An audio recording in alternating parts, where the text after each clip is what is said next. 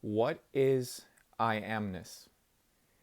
I actually first heard this term used by Ken Wilber. He's a great spiritual teacher. You can actually find him on YouTube. But I'm sure you've heard of the self, the self, something that indicates that you are here. You are the one saying that you are a self. That, by definition, means you are a self. But I really like this definition of I-Amness. You know, when you're going about your day-to-day activities, there's this present I amness, right? Even when you're not conscious of it, even when you're completely lost in your thoughts, you have this sense of, oh yeah, I am, I this, I that, I feel this, I see that, there's always an I am somewhere in there. And if you reduce everything, there's still an I am. Even when you're sleeping, you're an I am. Even when you're unconscious, you're an I am. Um, But this goes even deeper because when you contemplate the idea of I am, it becomes so obvious that this I amness must be eternal because when you look at the world, for example, notice how it's tailored to the human taste for some reason, to the human sense of beauty. If you look at nature, if you look at planet Earth, if you look at anything, it's almost as if, how could it even be appreciated if there isn't an I am to witness it? So look at it this way. If you remove all of the I ams from the universe, let's say you remove all the beings from the universe, there wouldn't be a universe. You'd think, well, the universe would still be there. The planet would be empty. This planet would be empty. And it's just an empty universe, but it would still be there. No, it wouldn't. Because it's not being witnessed. Um, this is strange to think about in a normal state of consciousness because when meditation raises your consciousness, it makes more sense. With an expanded consciousness that you can get to, this I amness feels fundamental to anything. Even an ant has to have some form of I amness just to exist. And then you realize, oh, even a carrot has to have some kind of I amness. Because think about it, it grows in a certain way. It doesn't just like we grow in a certain way. Everything has a little bit of intelligence in it. Even if there's no sign of intelligence in an aspect of nature, there's still this apparent intelligence. Why do certain flowers contract when a fly lands on them? There are certain flowers that when a fly lands on the flower, it contracts and actually, I believe, destroys that bug, or it's like a self defense mechanism. So you look at a plant like that, it's obviously it doesn't have a brain, but in a way it does. So if brains show up so easily in the universe, in nature, in just the structure of the universe, think about it. It takes some wisdom to know, okay, you need the sun for warmth, you need the moon to control the tides and waves and the coast, the way that the planet has, the weather. The moon and the sun are involved in that. Okay, well, they don't have brains, but why are they operating in this intelligent way, with a purpose? So in this moment, you have this shocking realization that that's also I amness, and that's ever present. The sun has been around for billions of years. So maybe the I amness is an overall I amness, and you're experiencing a piece of it. Think about it. If intelligence is present almost anywhere in nature, and if you think about it, the sun is part of nature. The sun, in a way, is part of biology. The sun is a biological being. It's not even a being, but it's a biological entity because it's directly connected to the process of photosynthesis. It's directly connected to allowing crops to grow, which are biological. And the sun is a ball of energy, and maybe this ball of energy should be categorized into biology since it's energy. The energy in our bodies are categorized within biology, so the energy of the sun has to be categorized within biology. The sun is I-Amness. The sun is a part of this overall intelligence. Every nook and cranny, every inch of the universe is intelligent because it functions. Notice, we didn't go over there with our intelligence and made sure that black holes exist, or you don't remember doing that. Well, then something did, right?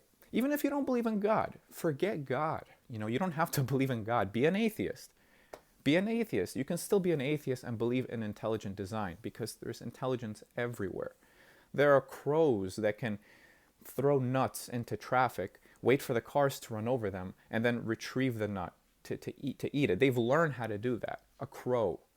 Every nook and cranny of the universe is teeming with either the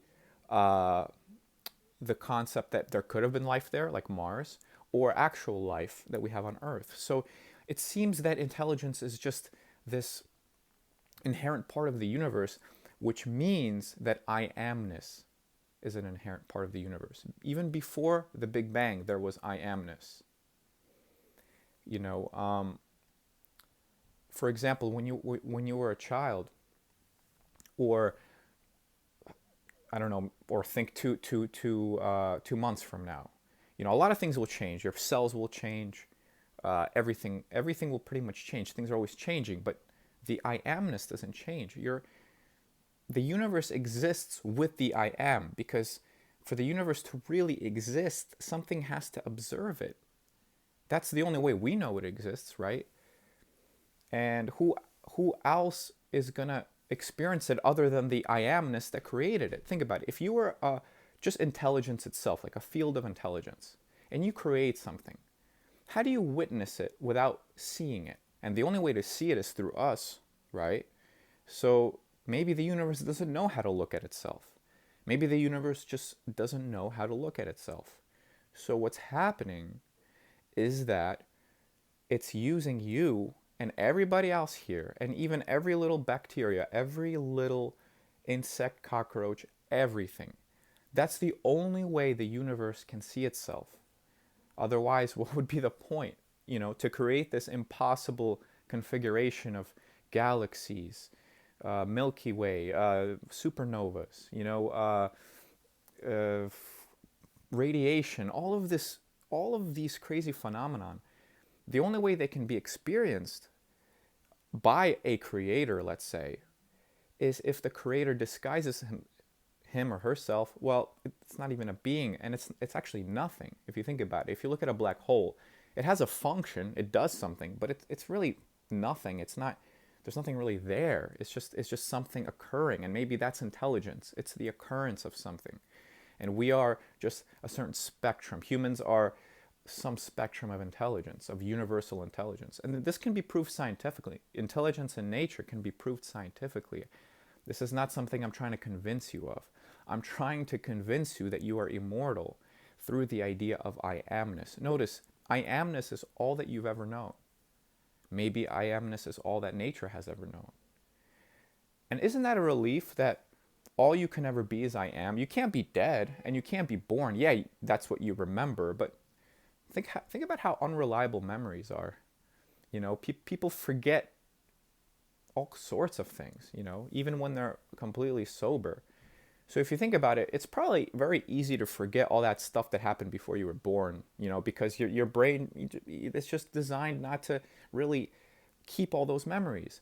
But the I-Amness was experienced, and then it's fluctuating through remembering and forgetting its I-Amness. So you're in this illusion that you only have one life because it has a beginning and an end.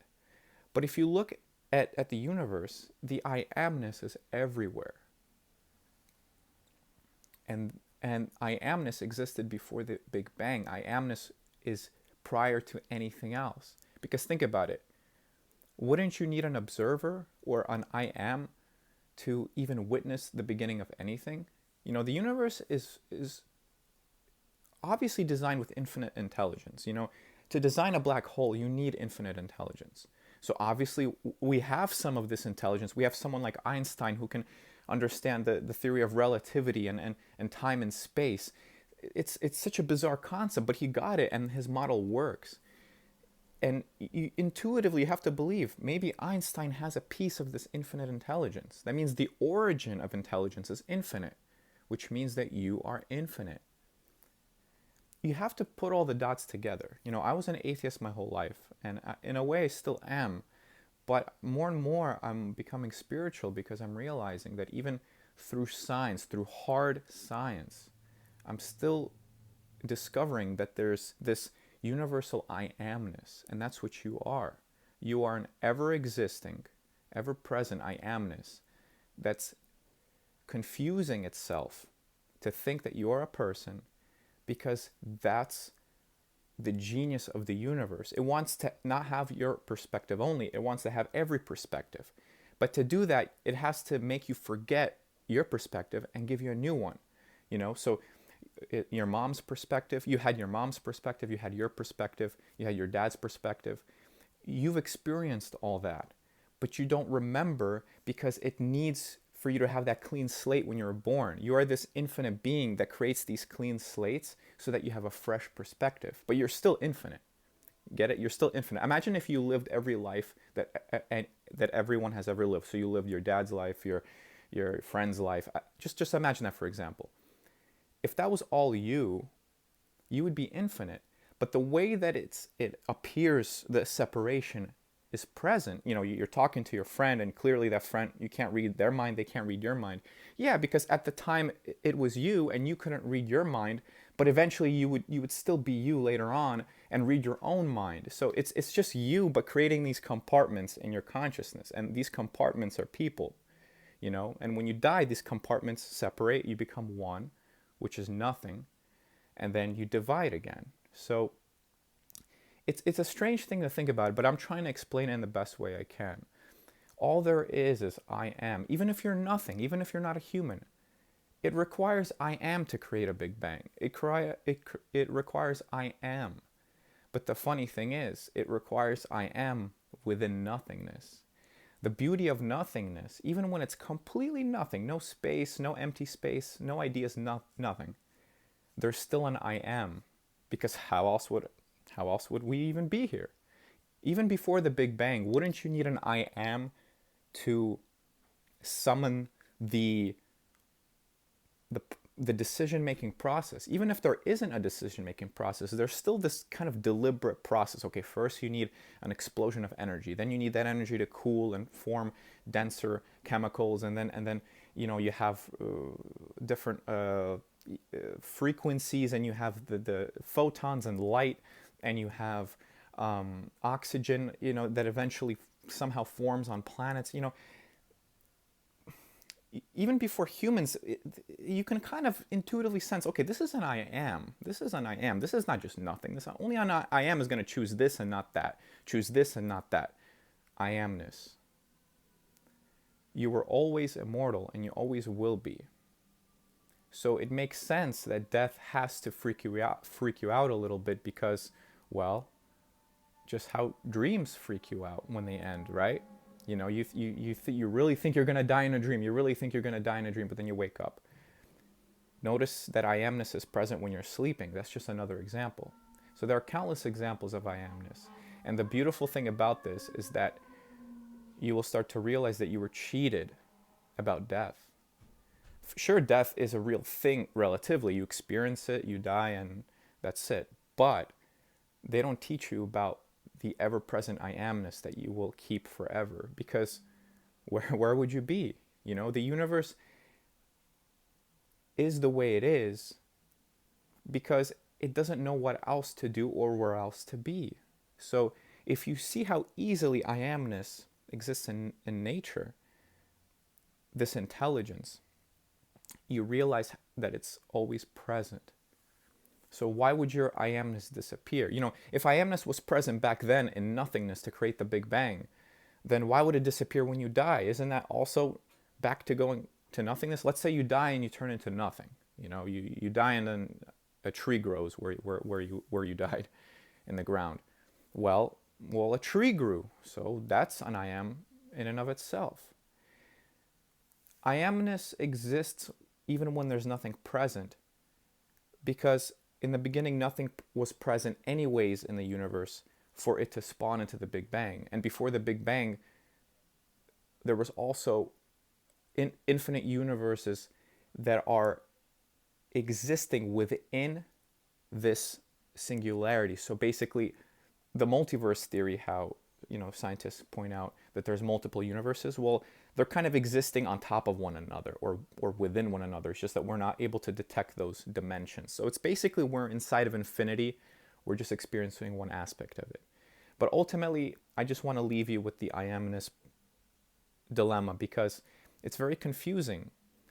But if you meditate and just really think about how even when you're finally letting go of thoughts, you have enough thoughts going through your head that eventually your mind slows down and you almost have no thoughts, or how they say, no mind.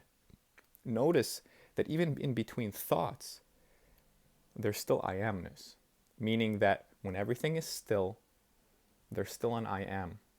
And that's why the universe can spawn from nothing.